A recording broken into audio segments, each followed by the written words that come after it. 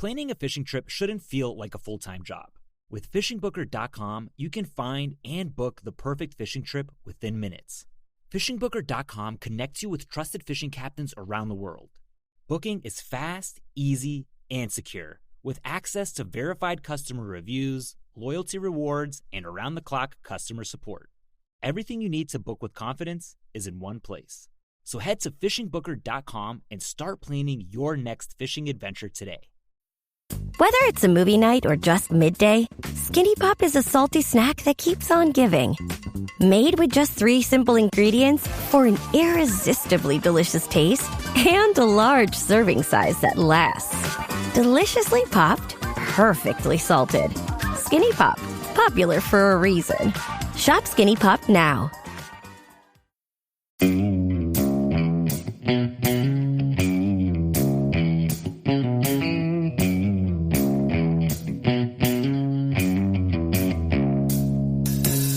All right, welcome back to the Survival and Basic Badass Podcast, Kevin and Chuck. Well, today we're going to talk about some of those secret tricks and tips that you learn from being a hiker, outdoorsman, from the Boy Scouts. Turned out I went to do research for the episode, though. When I searched out secrets of the Boy Scouts, they weren't what you thought. That's not something you want to search out. All right. Secrets of the Boy Scouts, turns out they have some dark secrets. It'll be a lot in line with secrets of the Catholic Church. I imagine you'll get the same type of results. Right. That's not what we're planning to talk about, although some jokes may come into play. We'll see. All right, but there is a lot of cool things. So being a Boy Scout, I got to say, was a big benefit in learning about survival. The Boy Scouts were founded, there was actually a guy in America who kind of started it out. And we give credit to Baden-Powell, and he's a British guy who may have also been a little questionable on his preferences, but we won't get into that.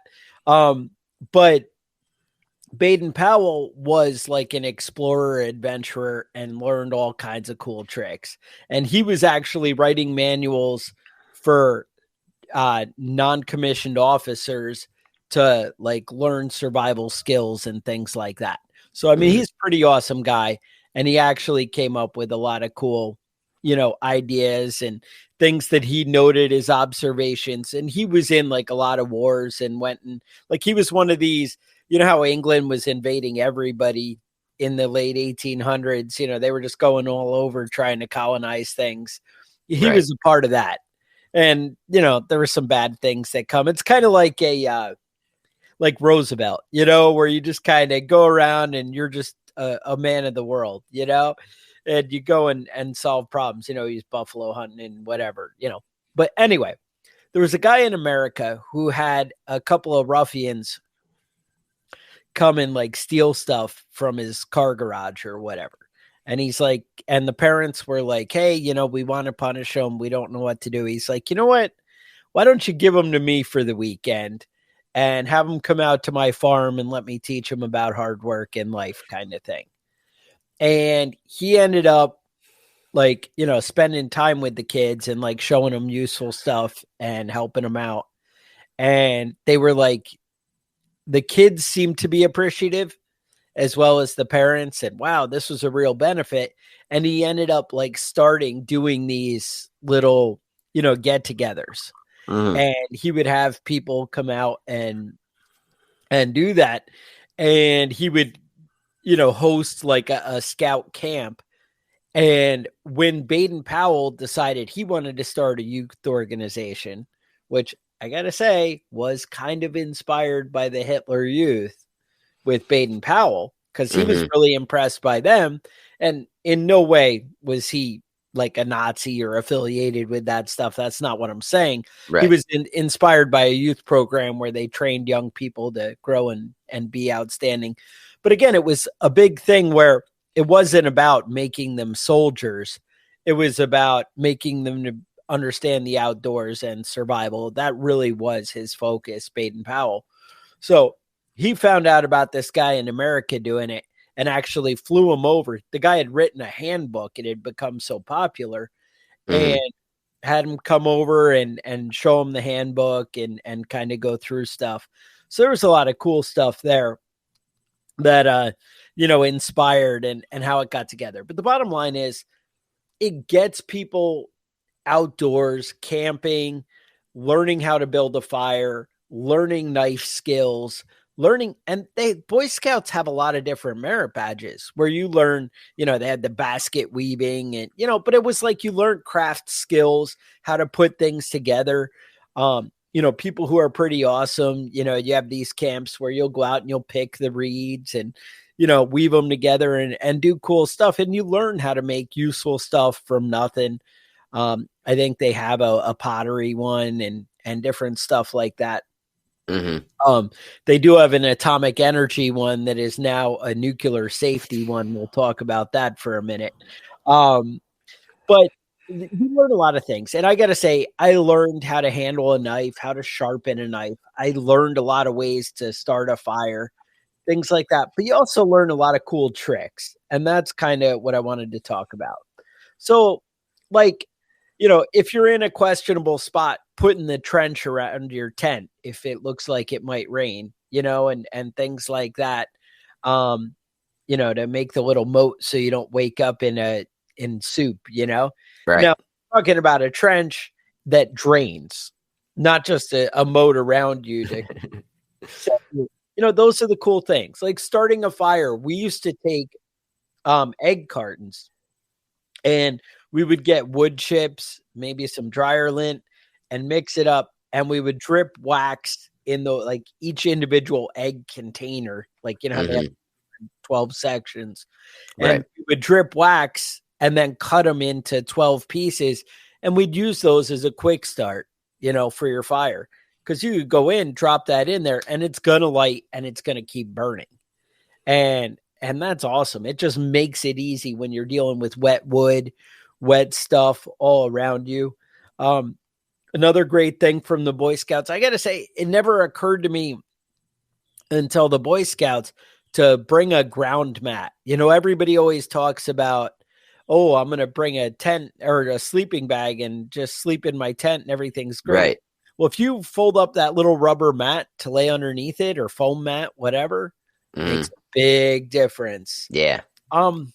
Yeah, that's one of the things I noticed going out camping as I got older. It's not worth it anymore. I always bring that mat with me. Yeah, always bring something to lay on. A little extra. Especially cold weather. That makes a big difference staying off the cold ground. Yeah, being insulated, it's a big thing. And they were really big wool blankets. And you could use a second wool blanket as a, ground mat if that's, the only way you could go. Another thing the Boy Scouts are big on is knot tying. I don't know. I feel like the starter knot, the Boy Scouts, all they ever talked about was the stupid square knot. And I can't think of one time in all usefulness that I use a square knot. Do you use a square knot in your day-to-day life? I do every once in a while, but I probably use different knots more often than the square knot. I use a bowline knot all the time. That one is my go-to. Yep. That's basically a kind of like a loop, kind of like a noose kind of thing, but it doesn't slip. Yeah. It'll lock firm so it doesn't close up on you. Right, right. It doesn't matter how tight and how much pressure you put on the rope, you can still take it apart. It'll hold its shape and And the thing is, it's basically the circle, with the tree and the rabbit comes up out of the hole around the tree, back in the hole. Well, that's something, you can YouTube if you want to learn it. But I feel like that's my go-to. We'll go with that. We used to just the camaraderie, being out with guys in nature and whatever. Now, sure, that may be where the pedophilia comes. The guys want to have sleepovers and they're like, hey, I don't know, whatever. But the bottom line is going out and learning other man things and bonding and sharing skills is an awesome thing. I mean, any of you who've been in the military and kind of learn the the whole warriors together, they build a tight bond. And it's not the same thing going camping and going to war, although there's some similarities. There are absolutely. That's kind of a thing. Another thing is, all right, so back to building a fire, right? So you have these little fire starters. My go-to would kind of be like, we'd build the little teepee around the fire starter. And then we do kind of the log cabin where it builds up out around it with the bigger, thicker wood. Right. And, because the teepee is like the kindling, the small sticks and twigs. And then you just kind of expand on that. And then if you're doing like full on bonfire, you can just do a teepee with like 4 foot long, logs. But learning to build a good fire is awesome. And that matters. It amazes me how many adult men don't know how to start a fire. Like a basic fire with a little bit of dried grass and stuff. Yeah, if you get 15 cardboard boxes and a few paper bags of paper trash and throw it in there and then start with that. Yeah, that's grocery bags and a can of lighter fluid. Right, exactly. I can get that thing going. Well, so remember we used to make feather sticks, and that's like your straight bushcraft stuff there. But that's where you basically shave a stick into a bunch of splinters. Technically, the splinters are still stuck to the stick, like it's just fanned out. Right, I'm sure you guys have seen it on the internet. Fat wood, same thing. Picking out the right wood, setting it aside. Those things, they make a big difference. Another thing with the Boy Scouts, they always seem to have like the whole ghost story, telling stories and whatever. And I feel like that's a big part of becoming a man, learning to kind of communicate and to share stories. It's a good part of, people growing up. And I think that stuff matters, Now, I did touch on, they have all the different merit badges. Right. Now, they had an atomic energy merit badge. And there was a scout named David Hahn. Did you hear about this? No. If you search the internet for nuclear Boy Scout, then you might, come across this. But David Hahn was pretty slick. This guy, he actually ended up becoming an Eagle Scout. But in the atomic energy one, he thought, well, you know what? How cool would it be if I made my own radiation? Because that only is going to end well, right? Right. That's good for you. And in the book, it talks about how there's small amounts of radiation in smoke detectors and all these things. So, I think we actually saw this on, there's that show Young Sheldon or whatever with the little kid.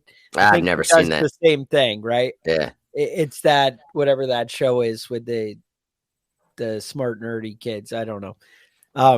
So anyway, he goes around, collects all these smoke detectors and gun sights and anything else with radiation in it. Cause you have the glow in the dark ones, and pretty much anything that glows in the dark, you got some kind of, so he basically fills this toolbox. And it was weird. The police got a call. He was out working on a car, but nothing's really clear. He's sitting on and the police got a call that somebody's trying to steal tires off a car. Okay. And they show up and they see, David Hahn sitting there, and he's like, working on the tire. And they're like, well, what's going on here? Is this your car? Oh yeah, it's my car. Well, can you open the trunk just so like we see you have the keys and we know it's your car or whatever? And he's like, oh yeah, I have the key. Hang on. And he's just like fidgety and weird and sweaty and like. I saw the picture of him that you just showed, and he looks fidgety and weird. He looks fidgety and weird, right? So yeah, he's like, a weird kid, but he ends up, they're like, something's funny going on. And they're like, well, what do you got in the toolbox? He had this metal toolbox, and it was all wrapped up with duct tape. And he's like, oh, don't open that. It's radioactive. And they're like, whoa, radioactive. What do you mean? And so they actually, the cops are pretty smart, and they end up making a good play on this one. And they call the FBI and they call the EPA. Mhm. And both, and I think this is up in New York, actually. And so the EPA and the FBI come out, and they're like, oh, this is a lot of radiation going on here. You guys need to get out of the house. We need to, do a big thing here. Apparently, he had stockpiled so much of this stuff in his mom's garden shed that it was 100 times whatever the normal radiation level is, which, I mean, there's always a little radiation. Right. And I don't know if 100 times a little is that bad.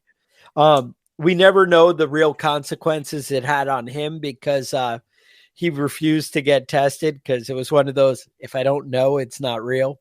Right.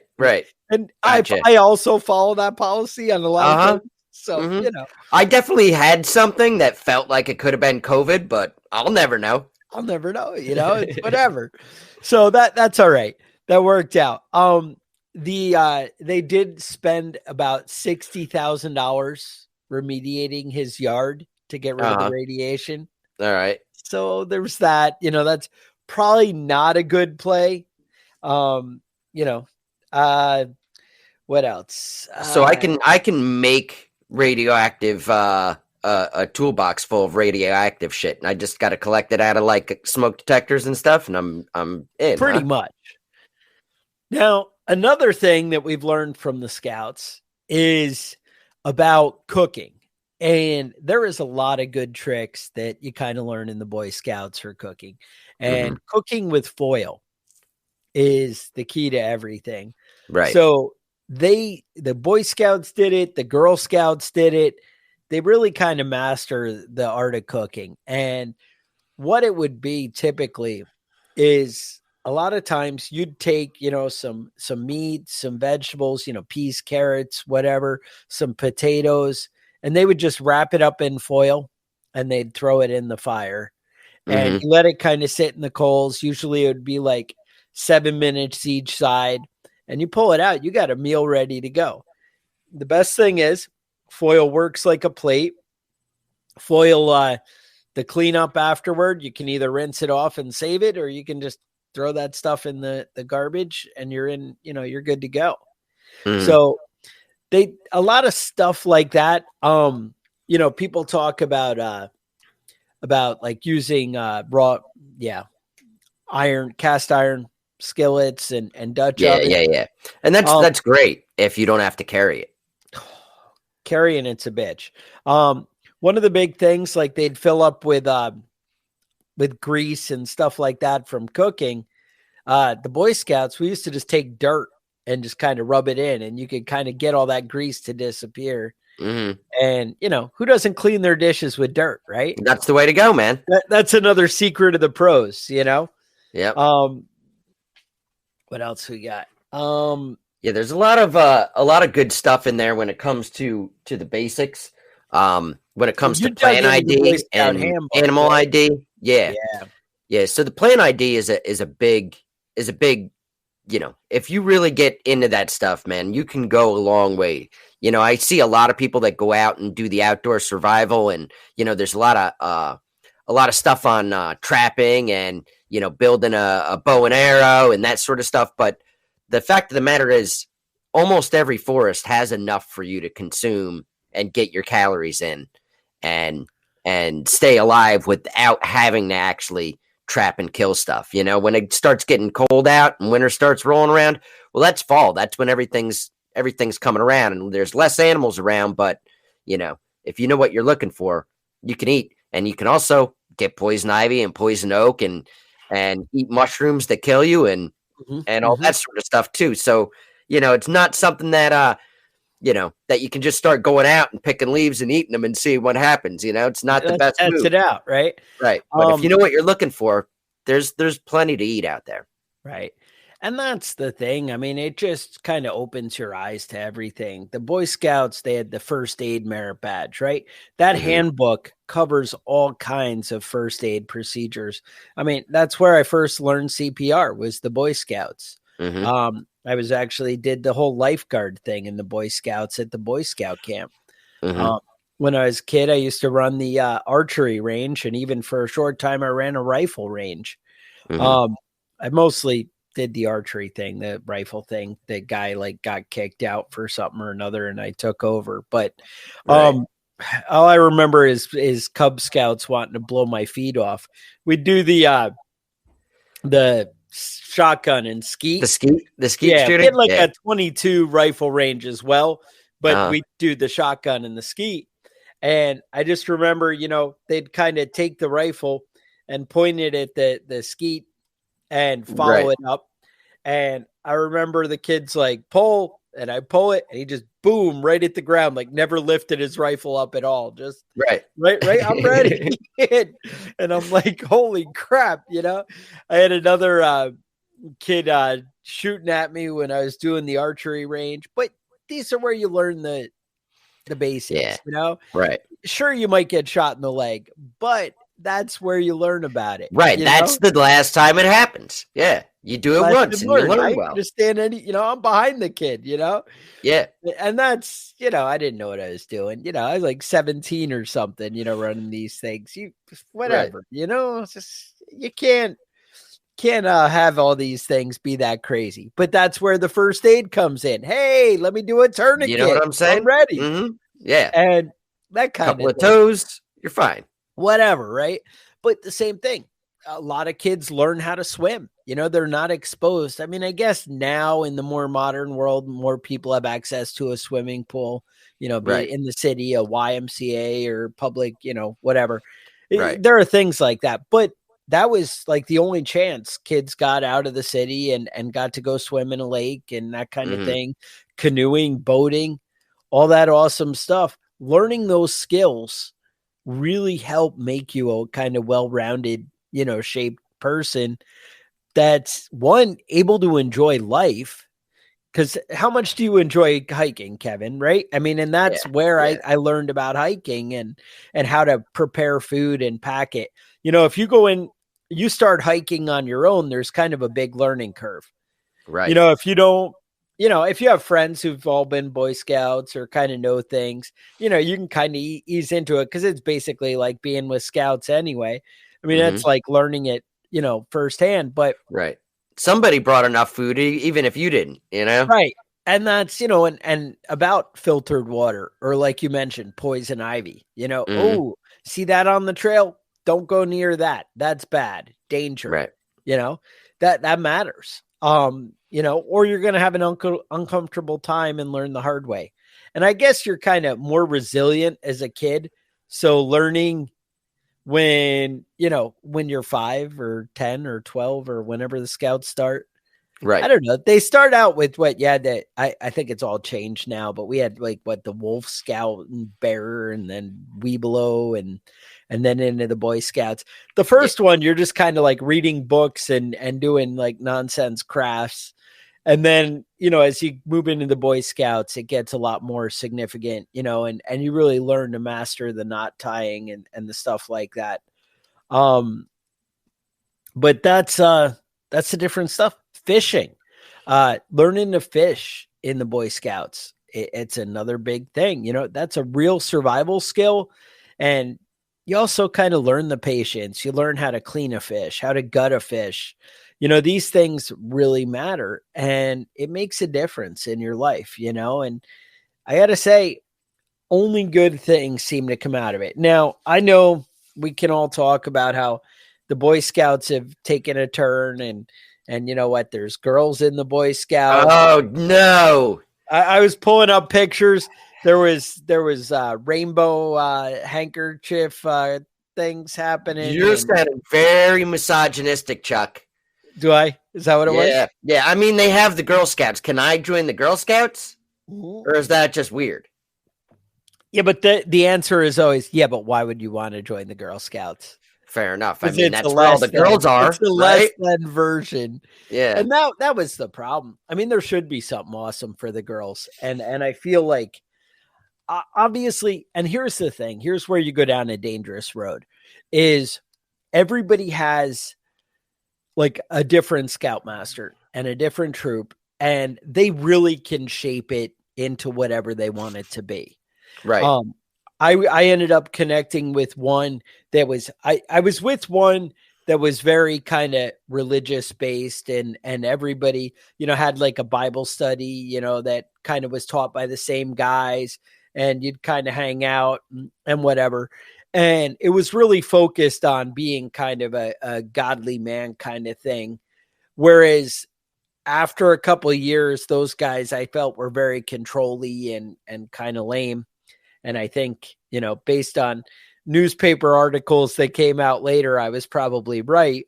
Mm-hmm. But I later hooked up with a different Boy Scout troop, and this guy was like an Indian tracker, and he just had all kinds of cool skills and, hey, learn about this. And they were just very focused on that. Right. So to say, oh, well, the Girl Scouts, they don't really teach everything. Well, you know what? I bet you if you had the right Girl Scout troop, they did teach you awesome things. Right. And, right. it's just connecting with the right people. So Right. to put the blanket statement, and I think now, even modern day, I think if you found the right Boy Scout troop, you would find people who are really looking for awesome and looking to teach and looking to give you, what people are really after. I imagine that the novelty of girls getting in there is kind of over. And I mean, I'm sure girls are still joining the Boy Scouts. That's not my point. My point is the girls that are doing it are probably ones that really want to learn about camping and hiking and right. and that stuff. And if that's the case, I think that's awesome. Mm-hmm. And right. I mean, how cool is that it can work out that, and I got to say, exposure to women happened when I worked at the Boy Scout camp and whatever. That was the thing, so to pretend like, oh, before they let girls in, it was safe from, right. that boy girl. No, that's not really the case. Mm-hmm.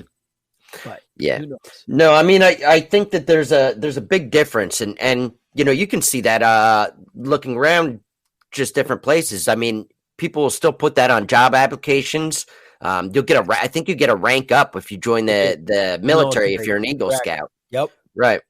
And like I said, people will put Eagle Scout on their job application. That's it's real life skills that, I mean, when you not go that to far. take down college, but I mean, that's the thing. It shows that you accomplished something. You saw something through to the end. Mm-hmm. You went through the pain and the obstacles that came up, and you overcame them. And I got to say, for you to be an Eagle Scout, you are a well-rounded individual. It was funny, doing the research for this episode. I found I saw an interview with a girl who's like, oh, I went through it, and, it takes all the boys 5 years, and I did it in a year and a month or something. And that concerned me, to be honest. I feel like you're not really developing all those skills in a year and a month because you don't get enough time. It's not just you committing the time. You also need people who are going to train you to commit the time. And it's rare that one person has the ability to really show you detail on everything. That's a big thing. Mm-hmm. Right. But I mean, if you have parents that are taking you out and excited about helping you with all those badges and taking you camping and taking you hiking and doing all that sort of stuff, you definitely can get a foot up on things. But like you said, you have to have the experience to do it. So I don't know. I mean, I definitely try and do that with my kids, get them outside and do stuff with them and teach them how to do things. I know my son can start his own fire and set up his own tent and do all that stuff on his own. But, having a structured way to go about it, like you said, well-rounded, I don't know every single thing out of the Boy Scout handbook, but I know, if I'm teaching my kid and somebody else is helping out in a group setting, that's definitely a help there, Yeah. No, and that's, people are like, oh, we're, a little old for the Scouts. And I got that. I just, one, you can get involved in raising up the next generation of kids because, like we just mentioned, the troop leaders and that kind of thing. That's a big thing, who's out there and who's raising our kids, who are you putting in front of your kids? It's just like your kids' school teachers. It matters who you get. You might get teachers who are awesome in shaping your kids, and you might get some teachers that are kind of questionable. Yeah. I remember my son had a teacher, and she must have been 80 years old, and just mean as shit. She was just holding on, trying to get that retirement up there. You know what I mean? She gave zero shits about actually helping children, but there's a big difference. I know I've had teachers that were, great, made me curious about stuff and want to learn on my own, and it goes both ways. Right. And I think the idea, exposing your kids to a lot of different things, I didn't really grow up with sports or whatever. Having the right coach, having the right teacher. The thing is, you might have crappy teachers, but you had a great baseball coach, who taught you a lot about life. It's time spending. And that's one of the things is a lot of the, people talk about kids growing up without fathers or different things like that. These are the places that people get exposed to that, and they get exposed to great people, but you do need to put some effort into finding out. I understand you're like, oh, Wednesday night, that works for my family, so that's the troop I'm going to pick. But you might, and maybe, you get involved. If the right troop isn't there, maybe you get involved and start helping out, or, something like that. Mm-hmm. You can kind of shape it into something, because people who aren't committed and putting in the effort, then maybe you stepping up. So I just thought we'd put that out there. I mean, because there are a lot of cool things, a lot of cool takeaways, I guess is what I was getting at, that you can learn from the scouts. And, hopefully some of these things like a gypsy well, right? I mean, that's where I first kind of learned about that. Right. There's all these different, how to tap a tree for water. Mm-hmm. These are things that, are good takeaways and worth looking up and spending some time and looking into. So I don't know. That's what I got. Kevin, what do you got going on in the world? Everything good? Everything's good, man. Everything's good. Staying busy.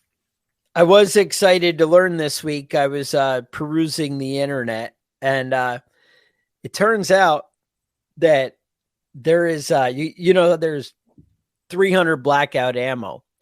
300 blackout is like a 5.56 round cut shorter because the shell basically throats down to fit a smaller bullet, and they cut it so that you can fit a fatter bullet in there, and it goes from the 223 to 300. Well, it turns out there's 8.6 blackout that I had no idea. And this thing is quiet and it's powerful. So 8.6 blackout is basically a 6.5 Creedmoor shell cut down so you can fit a 338, which is huge round in there. And it's basically effective up to 400 yards. 114 dB. So quiet. So you're quiet. And basically you could shoot a cow in the front and it's coming out the back. Ooh. I mean, that's the kind of round you're looking at. So I'm just saying there's cool things out there. I know it was a little off topic. I had to give you guys a little something because I was excited. I'm just saying it might be something you want to look into. I'm saying you can go on Gunbroker and get an upper for it, and it goes on the AR-10 platform. You could be in it for about $1,400. Saying, change your name to Kicking Ass. I would, right? Anyway, that's the excitement I got. If you guys enjoyed it, appreciate it. Want to check out, support us on Patreon. There's patreon.com/prepping badass. We have some cool items that you get if you sign up for that. You got t-shirts, coffee mugs, things like that. Maybe you don't want to commit to a monthly thing, and maybe you just want a badass t-shirt or a coffee mug. Go to preppingbadass.com, click the store, check it out there. You have show topics, ideas, concerns, questions. You can email us at preppingbadass@gmail.com. Otherwise, I would say stay safe, and we will talk to you guys next week.